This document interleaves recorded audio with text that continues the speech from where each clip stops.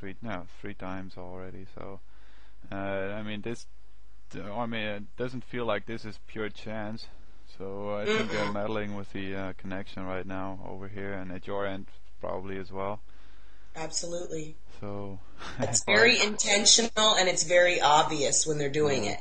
Mm-hmm. I mean, even what you copied me on your conversation, and I got an email from Strunk about how he had said, the connections are being messed with, and that's fine.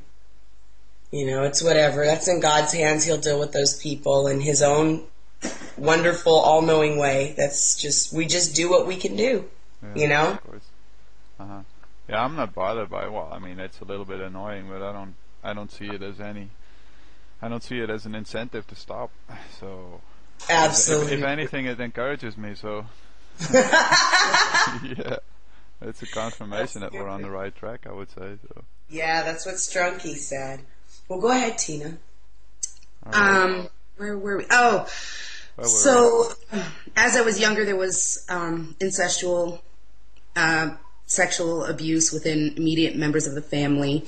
I became very distraught at a young age. I didn't understand why I was doing the things I was doing, or why the family was doing the things that we were doing. It didn't make sense. It made me feel dirty. I can imagine. It makes you feel dirty as a person, as a human being, and then it sends you into a whole nother place to where you're beating yourself up and you feel awful about yourself, and how could you ever do that, and why would that happen? And you just become confused and lost in almost a whole nother world. And there were other things that happened. There was actual bestiality, sexual acts that had taken place, things that were happening that I didn't understand. I didn't understand what I was doing, why I was doing them. I wasn't myself. It wasn't something that I was doing. When I came out of those states, or when I came out of whatever that was going on, I was horrified. I was horrified, and it would swear it would never happen again, and then it would happen again. Something would just come, and this impulse and this, I guess impulse would be the best word for it, would just come over you at certain times, and I couldn't control my own person. I couldn't control my own thoughts. I couldn't control my own actions. And then growing up, I was raised to know God. I was raised in Roman Catholicism, went to catechism and whatnot. I knew demons were real. We actually had an experience when I was younger, and my cousin, who is Moziah's brother, Aaron, happened to be there. Yeah. My little brother, he would cry every night before he went to bed, and he would tell my mother there was a monster in his closet, and she would yell at him and tell him to go back to bed, that he's just, having nightmares. One night he came to me and he begged me to sleep in his bedroom with him because he was that afraid. So I did. We slept in the bunk beds, went to sleep. It was the middle of the night, and I woke up, and this overwhelming feeling of evil was within that room. I looked, the closet door open, and there was a shadow form that went from one side of the closet to the other, and it had bright red eyes. And I jumped up and I screamed. I ran and I got my mother and my grandmother, and they came into the room. My grandmother shut the closet door. She went and got olive oil. I'm sorry, go ahead. How old were you then? I honestly don't remember, but approximately, I'd say 9. I was going to say 10. Maybe 10, yeah, about 9 or 10. My grandmother went and got olive oil, and she shut the closet doors. She began to make the sign of a cross and pray over the closet. The closet began to rumble. I mean, just insane. It was just so loud and so hard, and whatever was in there was so angry. And I left the room because I was very frightened. I was young. Yeah, and I was standing at the end of the hallway. And where my brother's closet is, there's another door that connects to the hallway where we would keep the vacuum and whatnot. And that door flung open. My cousin Aaron then ran, slammed that closet door shut, and held it. And whatever was in there was trying to get out and was angry. We then had a priest come and bless the home. And Aaron is my biological brother. Yes. And we had a priest come and bless the home. And after that, that specific spirit, demon, whatever you want to categorize it as, was gone.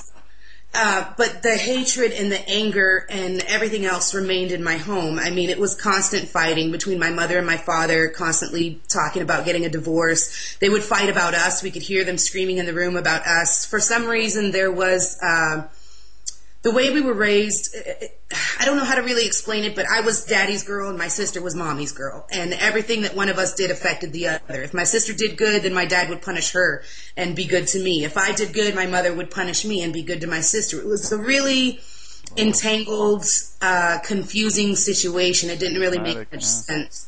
But my sister had another father than I did, a separate father, and I think that came into play as well. Our family has a lot of history, to say the least. But can I ask you, and I want to involve Moziah as well, a chicken and the egg question. Do you think that it would seem that these demons, they came to your house, but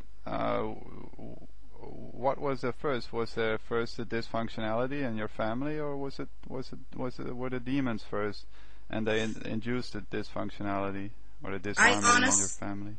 I honestly believe that the dysfunction and the inharmony in our family is very demonic. I believe that it falls black into our bloodline and it works through generations. And now the more research that I've done and the things that I've learned is that demons and afflictions and spirits are passed on through a bloodline. The devil works in the same way that God does. He's a copycat, basically, is the best way to put it. But God works in generations, and so does the devil.